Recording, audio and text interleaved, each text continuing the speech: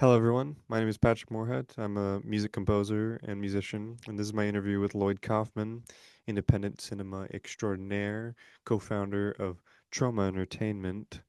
You might know him for movies such as The Toxic Avenger, Romeo and Juliet, Sergeant Kabuki Man, NYPD, and Class of Nuke High, which I believe we talk about all those movies here in this podcast.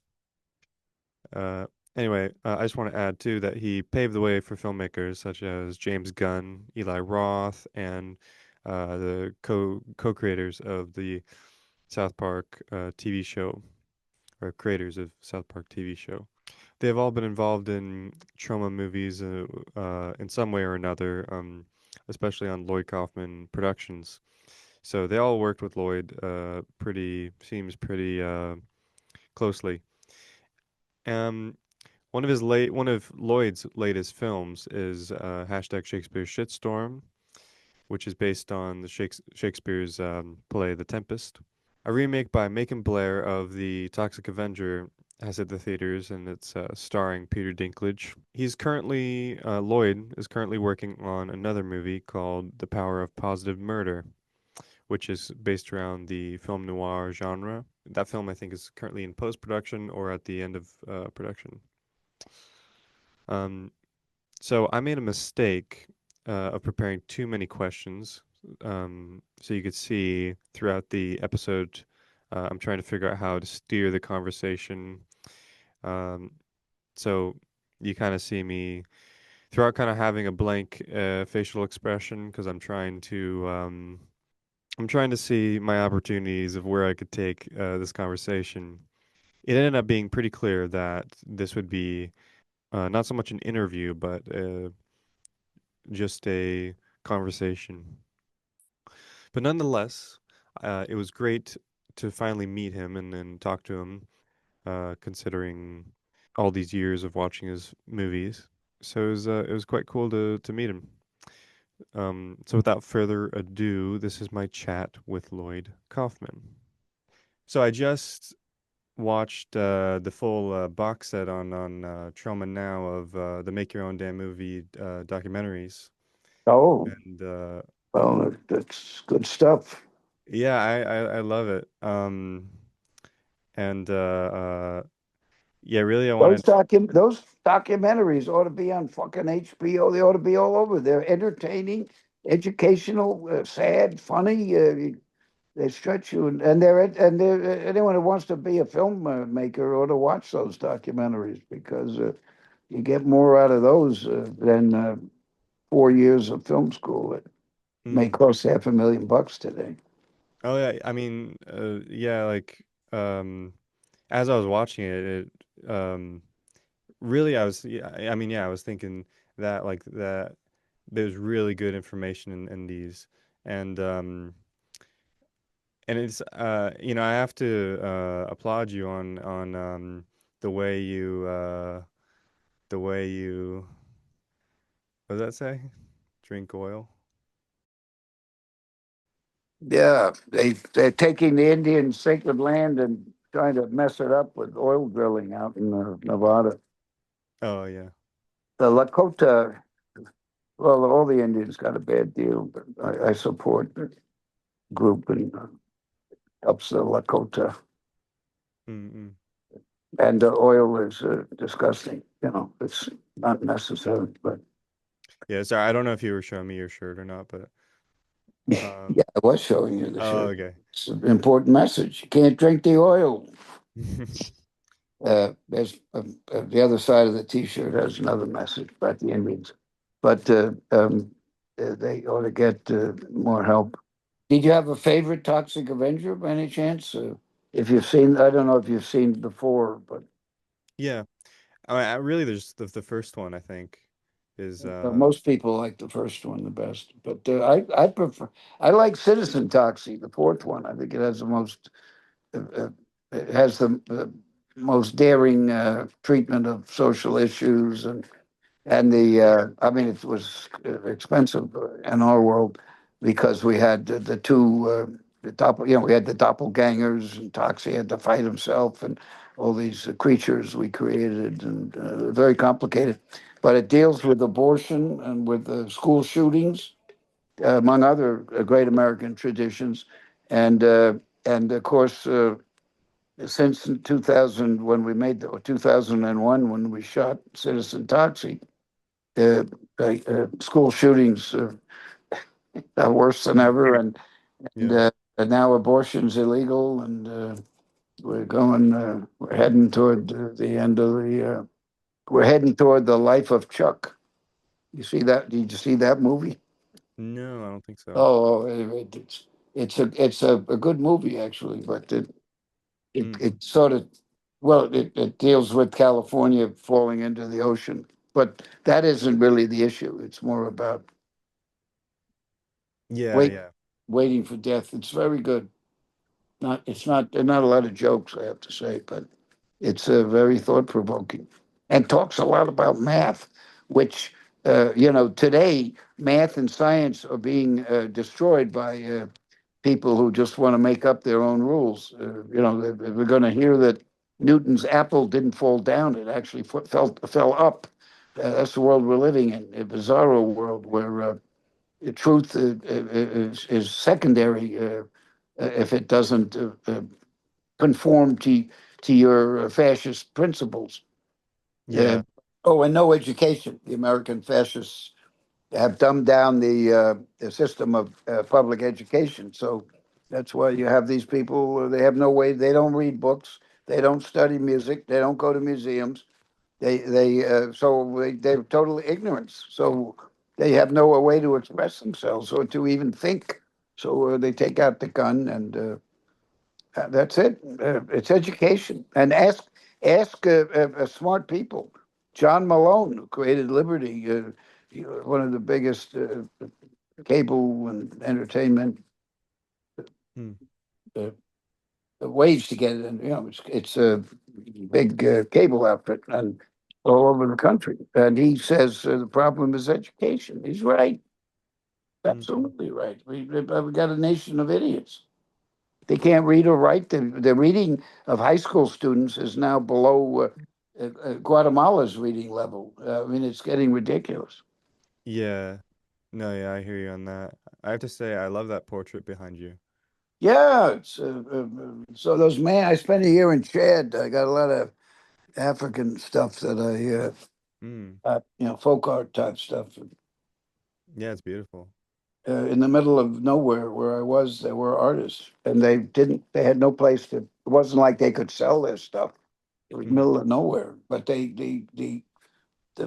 desire to express oneself, uh, was there.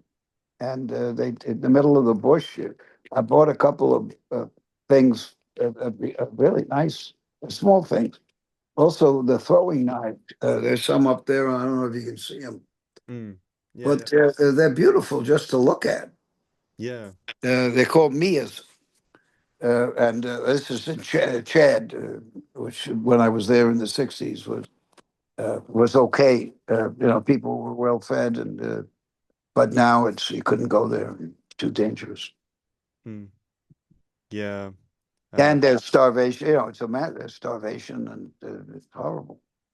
right, right. And they had a good dictator when I was there. And the place was okay, but now all these corrupt dictators is very bad.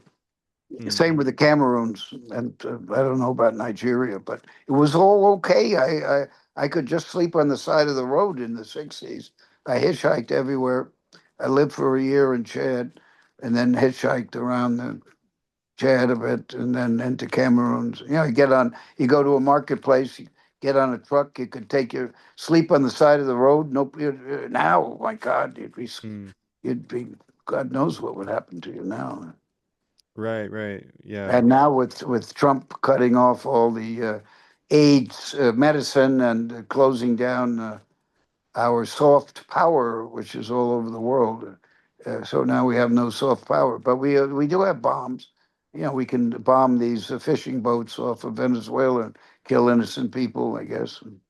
Right, right. Main thing is don't do any fishing in the international waters of Venezuela.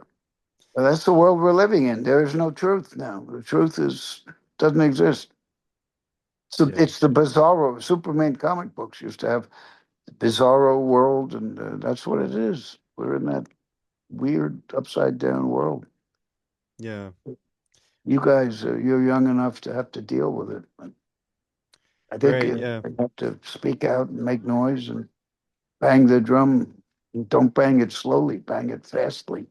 Sorry, I kind of want to backtrack. Yeah, yeah, go, But if you want. I'm an open book. yeah, I just wanted to say that Lots of pictures. about that documentary series. What I just loved about it was how you intercutted these interviews of well-established filmmakers and I mean beloved filmmakers really and you intercut them between these amateurs or even like getting up there in as far as popularity and also just very lowly filmmakers. I don't know if that's the right word or anything, but Oh, emerging. I've yeah. started, discovered all these famous people. We have the Troma Dance Film Festival, 27th year of an all-free festival. And they're all wonderful films. Our selection committee picked great films, and there'll be James Gunn's and Samuel Jackson's and new crop of wonderful new filmmakers that will get an audience and Yeah, maybe yeah. find distribution. Who knows? What I wanted to say too about I mean I feel like yeah I wanted to tell you about why I love the Toxic Avenger. I mean the first one Yeah, sure. especially um because I mean I do love all the sequels. I think they're all fantastic. And it's funny the one you met your favorite Citizen Toxie. It really is almost it's really reminiscent of like a Godzilla movie almost. Um, but anyway, I digress. But with Toxic Avenger, Well, we had a big tip of the chopsticks to Godzilla in Volume 2, where Toxie comes out of the water. oh, that's right, yeah. He got his passport, so he comes out of the water Godzilla style. So we did reference good old Godzilla. But yeah, with the first, I mean, I was really little when I saw the Toxic Avenger, probably way too little to see it, and uh, and I remember being shocked and slightly disturbed, but also just excited about it because it's like a I remember thinking it was like a superhero movie, but mixed with like a comic book movie, but mixed with like mixed with I guess more serious tones, but also keeping the wackiness factor and also just having gore in it. I was like, oh, it's like a superhero movie, but with gore. And nowadays I guess you do see superhero movies with gore, but um, that movie, I remember I just loved it for that reason. It was just it's so different. Uh, so what prompted you on I guess coming up with the Toxic Avenger? We had made several raunchy comedies, also political. Squeeze Play, for example, which was extremely successful, although it got chopped up in the censors unfairly, of course, ridiculously cut. A shot of a guy holding a cucumber was cut out. Hmm. Ridiculous. But a Squeeze Play, which was about women's liberation, and Waitress and Stuck on You and The First Turn On, were all raunchy comedies with sociological and political themes. But then the major studios started to make those kinds of films once Porky's came out. Hmm. So we got a couple of years of success, even though our movies were destroyed for theatrical purposes, but they did well enough, so we made profit. And uh, and then we had to move to another area because the big studios, the oligarchs and the oligopoly, were moving in and making the same kinds of movies. but they had no social relevance or political relevance. But they had good scripts and good actors, so that was enough for us to look for something else. Also, Michael Hers, who co-directed The Toxic Avenger but never takes credit, he saw a headline in Variety that said that horror films no longer were commercially viable, something to that effect. I don't remember which rag it was in, Hmm. but that was the idea. So we decided, all right, well, if the so-called experts say horror is dead, let's go there. But we like comedy and satire, and I was heavy. Stan Lee became friends with him in 1969.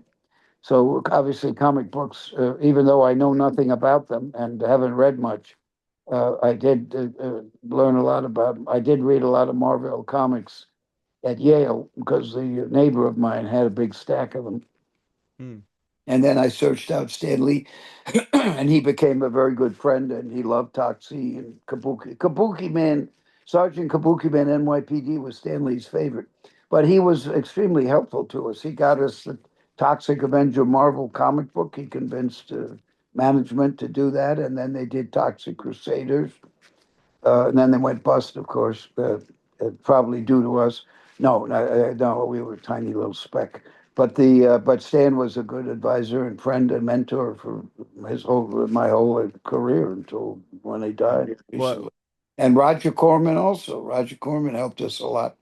I knew him for more than 50 years, and his last screen credit, his last on-screen credit is Occupy Can, which is a documentary made by Lily Hayes Kaufman, our daughter, which is currently playing in these festivals like Sitges in Spain and the big festival in Prague and Canada. It's playing in the major festivals, and hopefully it'll find its home in a good with a good distributor. And Yeah. meanwhile, we've got 1,000 movies on Troma Now, the streaming service, and there are other educational movies there, as well as a lot of buried treasure, like movies like Frankenhooker and Maniac Cop. Some of the '80s, the what is it? The Exterminator, terrific, huge hit in the Hmm. early '70s, I think it was. A big hit. And Troma now has all those that we've been offered because we're honest and we're still here and we're litigation free, knock on wood. And so, we're decent people. And so we're getting a lot of good movies on Troma now, new ones. And every month we put up new movies.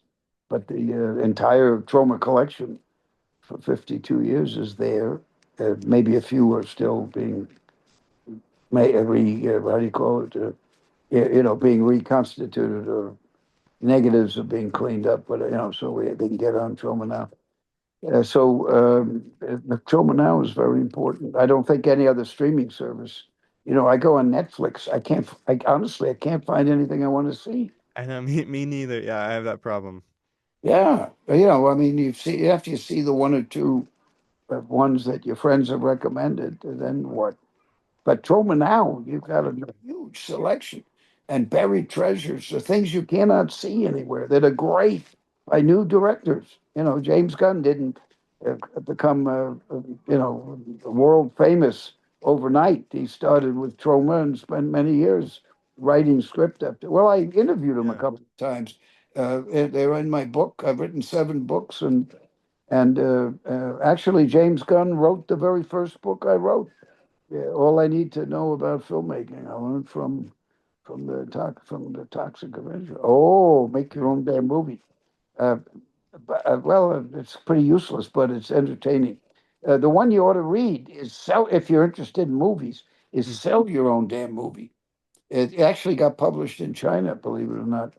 But that one is a really good book. I think it's very useful and will stay useful for many years to come for people who are. It talks about doing the distribution yourself, like Troma does, and I do talk to a lot of big time companies who are more mainstream people and PR people I Yeah. tried to cover the waterfront in terms of distributors, so a young new filmmaker might have different paths to go into.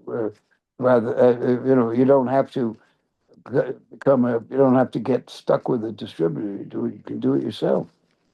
Right. Yeah. Have a day job and make a movie, and you don't need money now. You need a good script. You need something to say. You need to read a book. Try Crime and Punishment. Yeah. A That's a lot of, big one. if you like slapstick, it's hilarious. It's very funny. But I mean, in the make your own damn movie, I mean, there is a lot of I mean, well, not a lot of, but good advice on screenwriting, Yeah, and well, there's good yeah. advice. I think the book, my memoir, and that book are inspirational. So Mm, is produce your own damn movie and direct your own damn movie. Those are primarily interviews with everybody from Academy Award directors down to the guy, making a movie about baked beans or something. The full gamut of filmmakers talking about how they got their movies together and how they got it made or how they got their agent, all that stuff.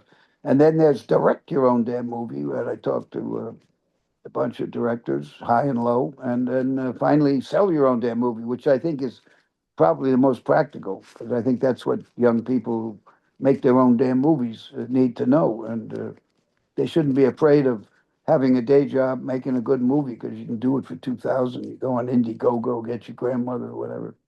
And if you have something to say, eventually you get success. And Troma lets people sell their stuff on our. We go to a lot of conventions and we let people put their merch on our table and sell it. mm, And there's up. I mean, if you can go to conventions, doesn't cost. And then eventually you make a second movie. You keep your day job, then you make a few bucks, and then you make the DVDs again for your third movie, and eventually you get out of your day job and you have enough movies that throw off a few bucks, and you can live without painting houses or whatever whatever yeah. your job you had. Right. Right. Yeah. So in other words, uh, sell your own damn movie is uh I don't like would you say it's like that's like educational and kind of the other damn movie series books are like more inspirational?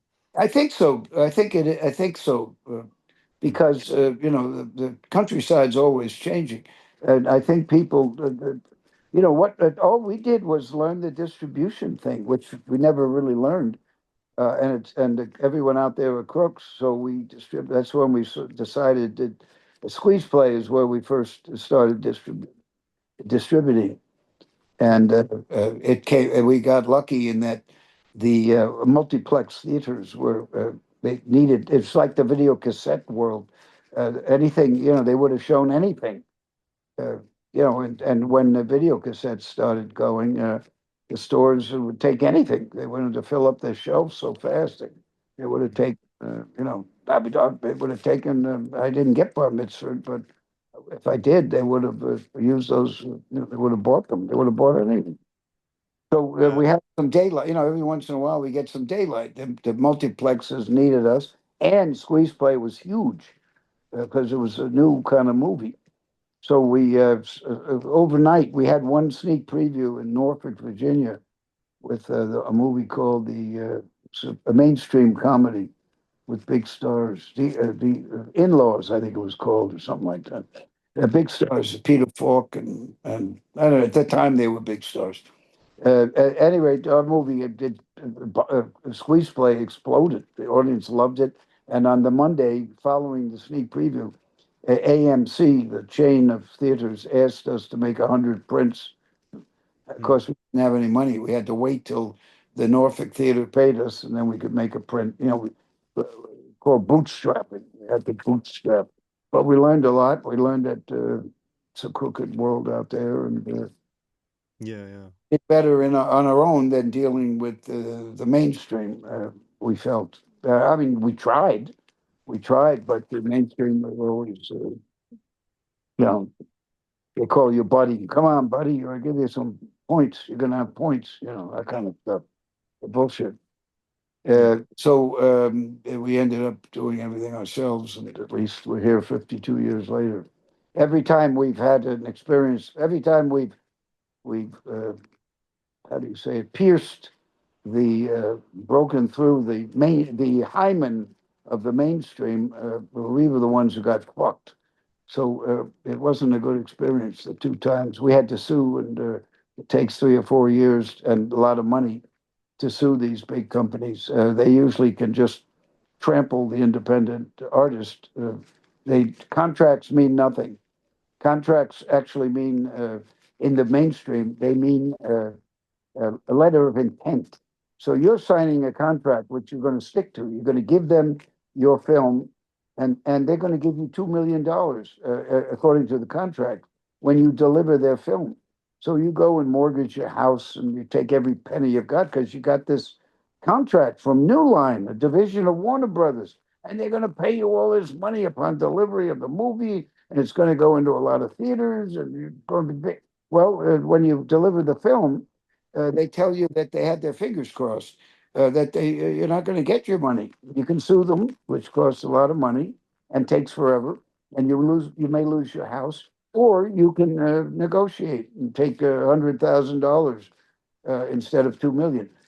We, of course, have a treasury, and my father got us a big time law firm to sue New Line on the cuff, meaning we didn't have to pay them until we got a settlement, which took 3 or 4 years. We did have to pay the expenses of stenographers and expert witnesses, and over the 3 or 4 years, that was about the cost of a Troma movie, Well, 400 when was that? $1,000. So the average independent filmmaker doesn't have that. But Yeah. we had free lawyers, and we had the $400,000, and it didn't matter if we were going to get these guys no matter what because they fucked us. And then we had another incident with a company called E1. We had to sue them, and they settle on the steps of the courthouse. That's how they do it. They drag it out, and then the day of the trial, they come up with at least a reasonable settlement, and of course it's got everything's secret. They make you swear to secrecy. Mm-mm. Yeah. But Well, the secret is, if you get fucked by New Line, sue them, whatever it takes. Eventually, you'll win because they, at least in our case, they were totally dishonest.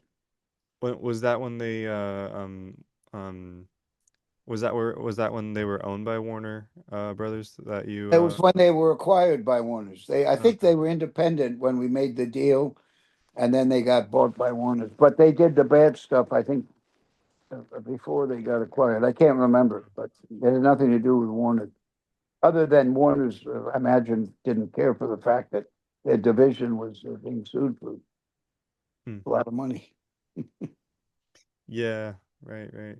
Um And it was in the Wall Street Journal because our hmm, big time law firm had a PR firm, and they put a piece in the Wall Street Journal about this lawsuit.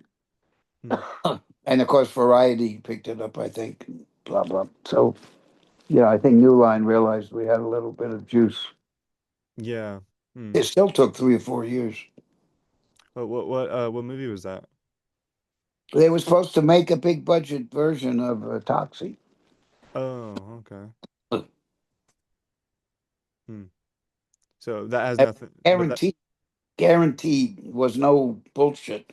Contract couldn't have been clearer. hmm. They had their fingers crossed. That was years. Well, yeah, of course, yeah, that'd be years before. Destroyed the whole thing. We had all sorts of line license deals and cartoon show, and everything collapsed once the movie collapsed. But Hmm. we had a few bucks for a couple of years from licensees. But once the once New Line had their fingers crossed, then when it was clear there wasn't going to be a movie, then I think we had 200 licensees, including the toy makers and including the cartoon makers. Everybody quit Hmm. because the movie's the locomotive. So we should mention though that there is a remake of Toxic Avenger, made by Macon Blair, and it's a big budget one. So you didn't have any trouble with that one? Well, we don't know. Luckily, the film seems to be a failure, so they probably won't. You know, it's not. If it does, if it's a big success, yeah, they're going to fuck us. Whoever they are, you know, we'll get fucked. But it's not a big success. So my hunch is, I don't think there'll be anything to fight over. Mm, yeah. Um, yeah, I want to ask The you, I movie's mean, great, though. Macon Blair did a great job. God bless Legendary. They picked with Macon Blair to direct. God bless whoever picked Peter Dinklage and the rest of the cast. And everybody on the cast, all those celebrities, are major Troma fans. They know our movies like you wouldn't believe. I spent not a lot, but I was with the group of the cast on the set and more recently at Comic Con. mm, We had 6,500 people who showed up for the panel at Comic Con at San Diego. I was on it with the cast. It was nice of them to allow me on the panel with them. But you could see they talked about terra firma. We had a bus that took us around different press agents. I mean, the press media stations at the San Diego Comic Con. The biggest panel was 6,500 people in one room and the cast was wonderful, talking about Troma and how they love Troma, and so they were really. It was a great team, and the film is great. But mm, you know, whatever. For some reason, it didn't get a lot of theatrical support. But mm, it's very good, and it will endure for sure. In the same way that the first Toxic Avenger got chopped up, totally cut off at the legs, cut off at the mop by the MPAA, Motion Picture Association of America, which cut out everything. So when the movie was in the theaters, and they were 35 millimeter prints, 100 of them. We had to cut up the prints. We mm, couldn't afford to go back to the negative and remix. We couldn't do that. It would have cost $50,000, which we didn't have. So we had to release these chopped up 35 millimeter prints, which is exactly what the MPAA wants. They want to fuck the competition. The MPAA is not there to protect the public. They're there to protect the oligopoly, which is almost a monopoly or duopoly. They want to protect the oligarchs from us, the independents. That's what it's there for. So the censor board cuts out everything in Toxic Avenger, but leaves it in Rambo or whatever. You know, we get fucked. Not Rambo, but you know, the Thing. The Thing was made in 1982, and it's a masterpiece. A Carpenter's Thing and Howard Hawks, both of them are masterpieces. But the Carpenter Thing is full of blood and guts and serious violence. Toxic Avenger is a fucking cartoon. They cut everything. So the theatrical was a disaster. And then when video cassettes arrived, the Toxic Avenger proved it was the first movie that was kind of a genre movie distributed on video cassette. And they sold 2 million copies. Vestron Video mm, uh, at 199 each. Of course, we didn't get any money beyond the advance they paid us, but they did pay us for Toxie 3, and they were about to go bankrupt, and they still did pay us before they went out of business. But you know, they were independent, and the big boys ganged up on Vestron. Also, Media Home Entertainment, another pioneer and very big video company in the world of cassettes. They distributed Class of Nuke 'Em High, which also got destroyed by MPAA. But the Media Home Entertainment, both of those companies released the R-rated version as well as the director's cut because that was allowed now because it was for the convenience of the big studios. mm, They MPAA changed the rules so that with home video you could have two versions because that's what the studio wanted. They had scenes that they wanted to put in their movies that they didn't. Uh, so the studio bosses got the MPAA to change the rule that you could have two versions, a director's cut and a shitty R-rated version. Once the director's cut came out, Toxic Avenger, 2 million. That's what you call word of mouth, and Troma's lives on word of mouth. Yeah. Everybody who's ever worked for us is or was a fan. James Gunn, Eli Roth, Dave Friedman, Trent Hager, Samuel Jackson, and his gang who made Death by Temptation. They're all fans of Troma, and the people who work for us in our office and ran our company, except for Michael Hers and me. Everybody has been a fan, has come up from the fans, and it's almost like going up from starting as a college baseball player and going into the minor leagues to perfect your and then going upstairs to the majors or going out on your own as a free agent. Yeah. So we got fucked a lot, but the home video is what got us a reputation, and that's kept us alive.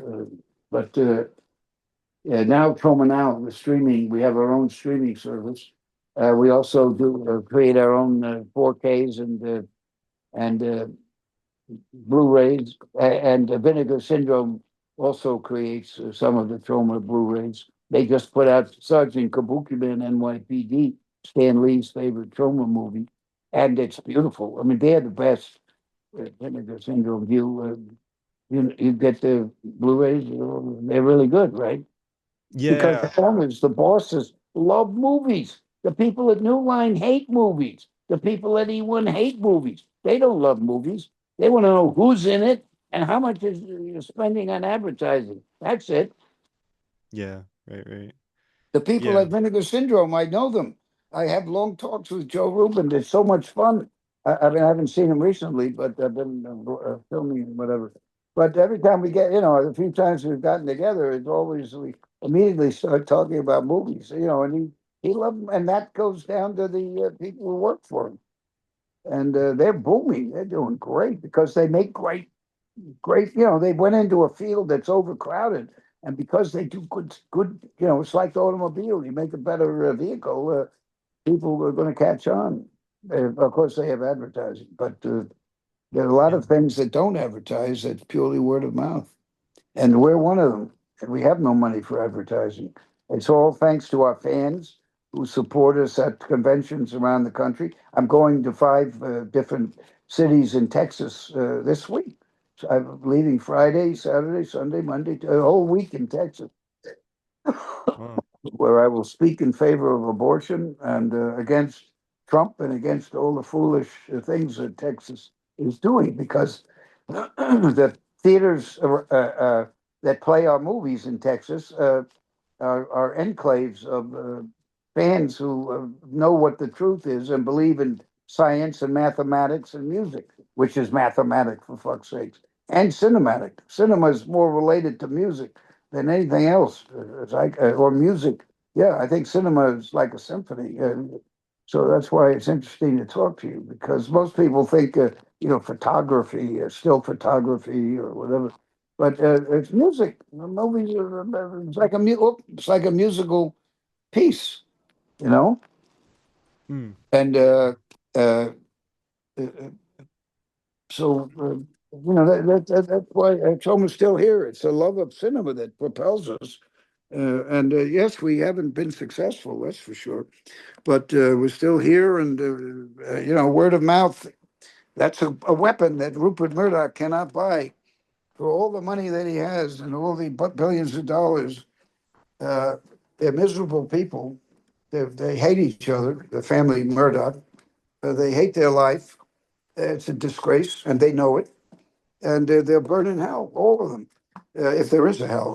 That I can't answer, but I know that.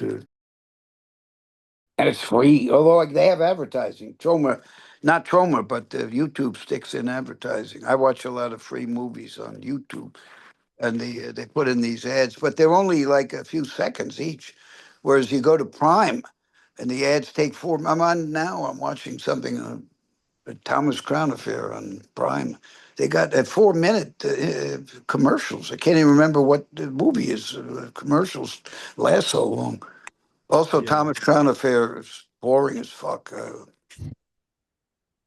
I know they remade it. Norman Jewison, very good director, but his stuff is slow and kind of boring, generally Mm. dark and boring. But this one, no, this is definitely boring. Mm. I can't. Somebody told me to watch it.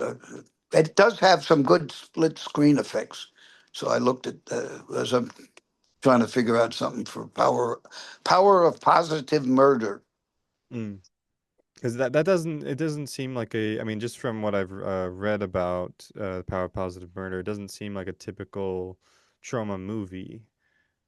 It wasn't supposed to be. It was supposed to be a film noir Yeah, that's what with my it was supposed to be an attempt to bring the Schopenhauer and Dostoevsky and all that stuff to the silver screen. But I had a very bad producer. My big mistake. I elevated mm, someone who wasn't ready from Troma's employee, and he stunk. He was terrible, the worst, and fucked up the movie. One person, mm, but but he was a producer. But everything he did didn't just trickle down; it poured down and fucked up the movie tremendously. And no communication, and a lot of the back you might call them extras. We call them actor persons. We have no stars. Everybody's an actor person. Everybody sleeps on the floor. We end up. We were in a slightly upstate New York in a filming in a mansion and there were about six of us who could. And there were enough rooms there, so we had rooms. It was very small bedrooms, and then there was some kind of motel where the crew stayed six in a room, and then another 50 people showed up every day from the community. But they acted like they were in a Troma movie, and I kept telling people this is mm, Dostoevsky, but nobody. I lost control, so now I'm trying to save this abortion. mm.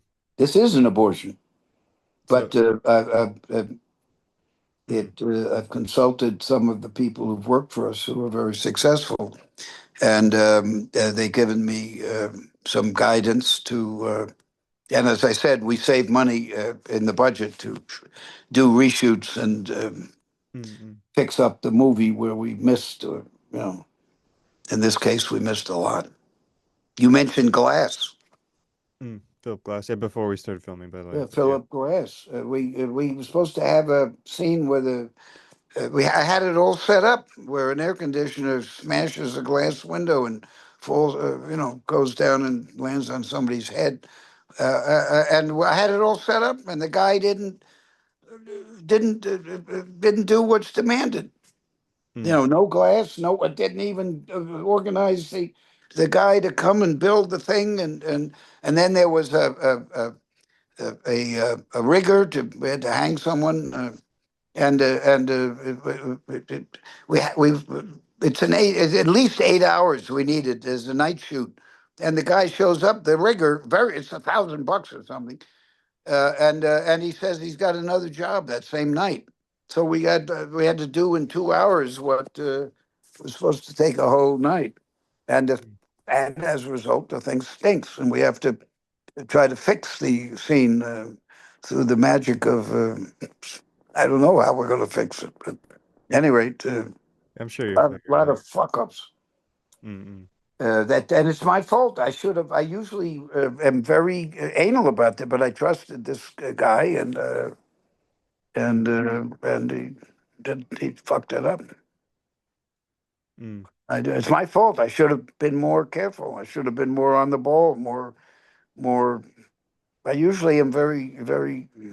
And I usually ask to see everything. I did. We had a long pre-production period, and we did rehearse a lot, but we didn't rehearse with the big crowds, and mm, that was a misunderstanding. And this other stuff, just one after another, of things that could have been, things we had we're supposed to shoot 3 days to get to the location. Oh no, we got to open up at 5 this evening, and total bullshit, total incompetence.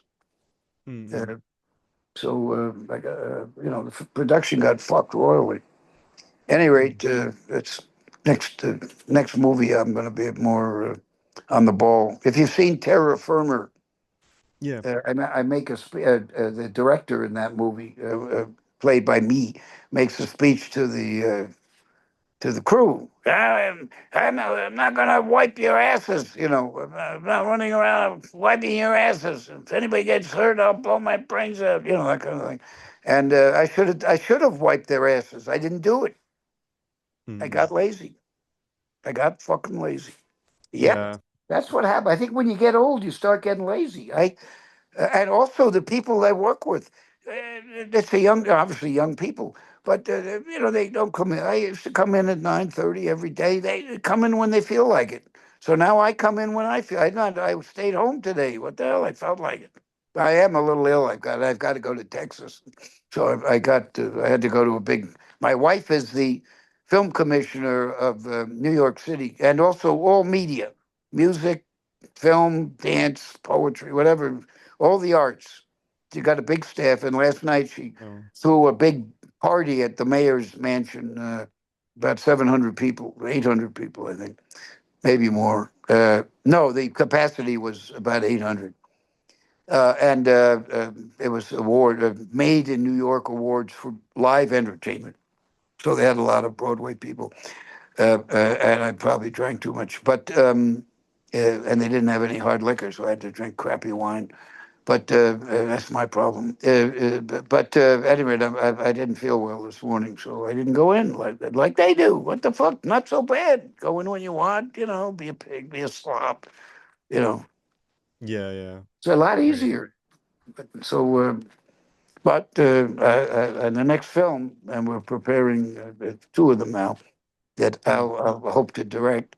I will be much more on the ball, much more vigilant. Yeah.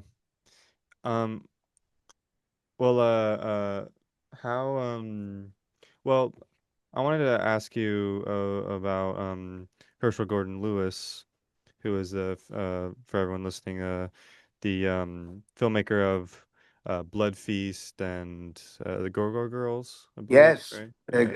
it was called. Wait a minute. It had another word in there, but that's my favorite Herschel Gordon Lewis. What Mm. is it called? Something go go go. You're right.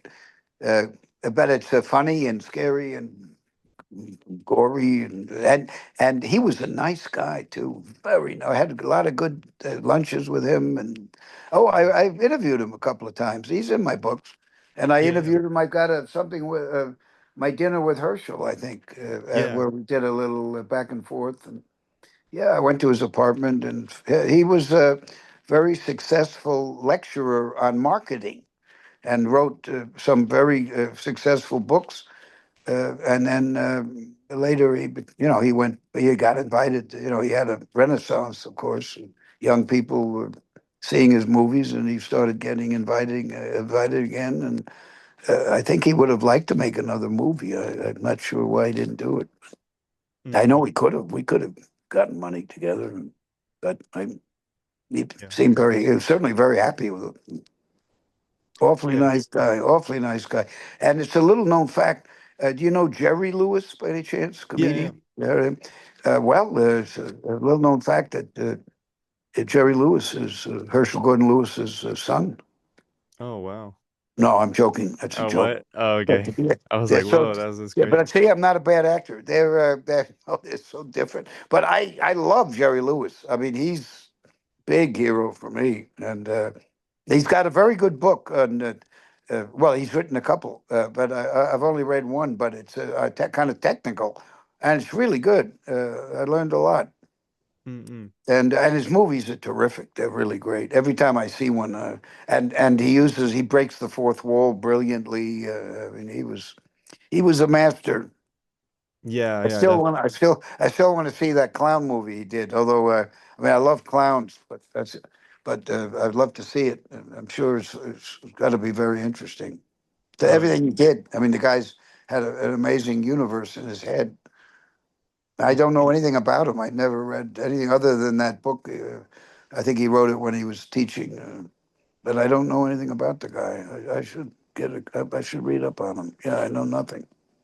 Yeah, I but know a lot about Howard Hawks and mm-mm. Houston and Henry, the good old American directors.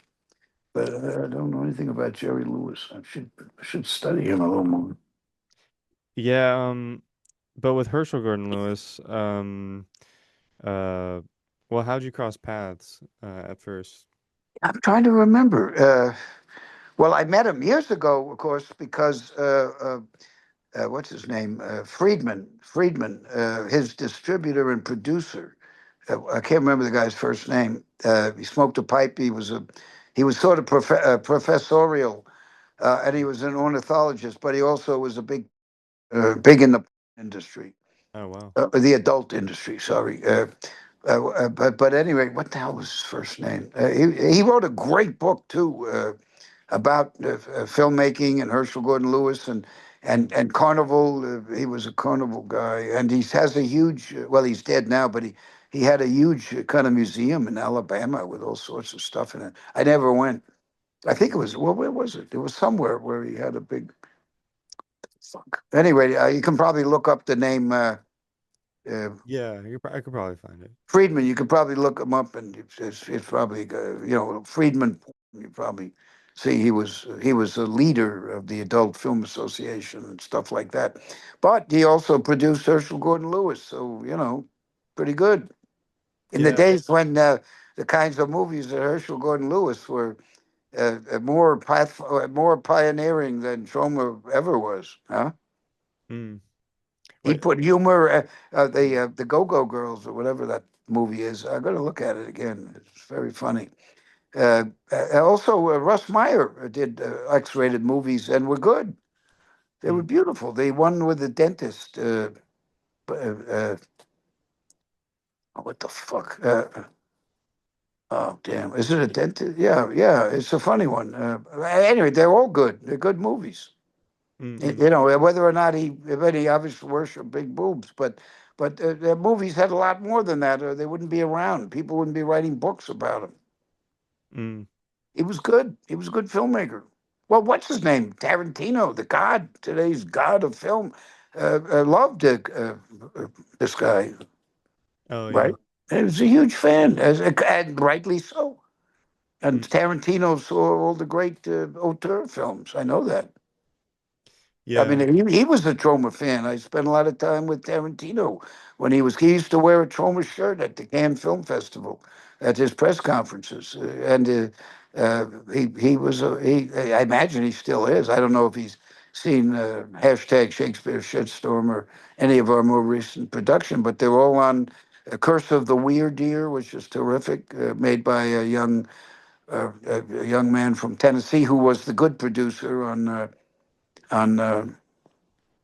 Power of Positive Murder, Mm, uh, and uh, and he did a wonderful film called Curse of the Weird Deer, and he took my notes, and it worked out great. And we have music. I don't know if you know who Tom Lehrer is, but Tom Lehrer mm, was a musical. He was a math teacher at Harvard, but he wrote satirical songs, like the old Dope Peddler, this very sentimental song about the guy who comes around and sells dope in the evenings, and he wrote one about hunting. Anti-hunting, obviously, and that's kind of the theme song of the movie. I can sing it for you, but I sing terribly. But Tom Lehrer used that song, and the movie's great. It makes fun of hunting, and also makes fun of these macho men who, or the people that they're watching football and the big beefy guys, and the Proud Boys. That's mm, right. They macho, but half of them are queer and don't admit it. In fact, the name Proud Boys sounds like a group of gay people, mm, and you know that they're latent. You know it. They wouldn't act like that if they weren't. And, mm, they would be. What's wrong with? Excuse me. yeah. What is wrong with homosexuality or any of that stuff? What the fuck? What isn't none of their business? What's wrong with the Constitution of the United States? Yet they all got pardoned. And you know that they're hypocrites, Mm, total hypocrites, and because they have problems with their own sexual identity. That's for sure. I spent a lot of time as a child in psychiatry with a psychiatrist, and I've read a lot. And these guys, they live up to the image of the times we've lived in, or I've lived in. It's all been the billionaire class taking more and having more money in a small group of people, and the rest of us living on dog food. And the rest of the world doesn't even have dog food. Right, right. Yeah. Um, Education, educate your children, and the world will be a lot better. But if you can't give your American citizens or residents a decent education, they're going to do what this kid did. They're going to shoot the guy they disagree with rather than talk to him because right. they have no inner resources. They don't know who Stravinsky is. They don't never had the if they had a teacher who would teach them that, but the teachers are under assault. They're basically jailers. The students today look like class of Newcomb High. I didn't know what to do for class of Newcomb High 4 and 5 because the students in New York and other cities are cretins. Where do I go? I can't go any further. So we switched to two films about women, Mm, women, lesbian, bullied lesbian students. And they're great movies. Were terrific, and they're funny as fuck, and they're very very good. They're on Troma Now. They came out during COVID, so they don't. There is a 4K version of both. Return to Nukem High and Return to Nukem High, two mm, volumes. In fact, Tarantino inspired the two volumes. He told me to do something bigger and more ambitious, which we did. We made two, a two-volume. It's actually again like Mr. Melvin, which combines part 2 and 3 according to the original script of the what was supposed to be the second Toxic Avenger, but the theaters would not take it because it was too long. So we chopped up. I think I may have mentioned Mr. Melvin. We had to chop up Mr. Melvin originally into two separate stories on video because we couldn't get into the theaters with a long movie. So we had to make two movies out of one.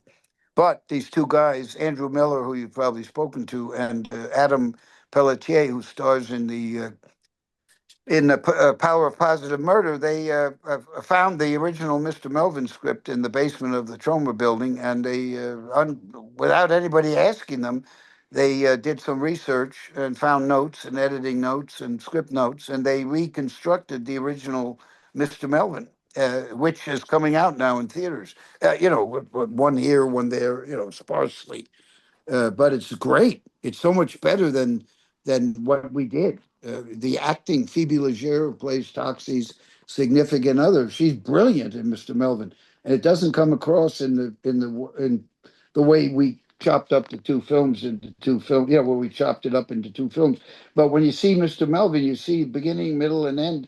And you see the development of Phoebe Leger's character, which is brilliant, as well as Rick Collins' character of the chairman, and then the devil.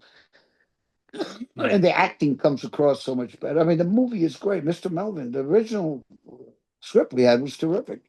And I'm not saying Toxic 2 or 3 or they're just not good. They're okay, but we never. If you see the beginning of Citizen Toxic, we say this is that Citizen Toxic is the real sequel. But now Yeah. Mr. Melvin is out and running. I think we've been in about a dozen theaters, and if any of your local theaters want to play it, we're there. And I could maybe show up. Who knows? Anyway, Yeah. we're doing a lot at Troma, and very busy. I'm very old, but I've been busier. I'm busier now than ever. Thank you, Lloyd Kaufman, and maybe I'll see you later. I hope so. Well, it was very interesting. You're a good psychiatrist. I feel a lot better, and I've got a lot more soul to unburden. And my mother-in-law is, yeah, you can see she's very happy about it. So we can do another session if you want to hear more of this. Anyway, thank you very, very much, and it was very nice to meet you and talk to you again, I hope. Thanks everybody for getting to the end of the episode. I'm trying to grow this channel and reach more people with it. So if you can hit the subscribe button and like and comment down below, I'd greatly appreciate it. Also, if you want to join my Patreon account, there'll be a link down below, as well as my social media links. So, thank you, everybody, and see you in the next one.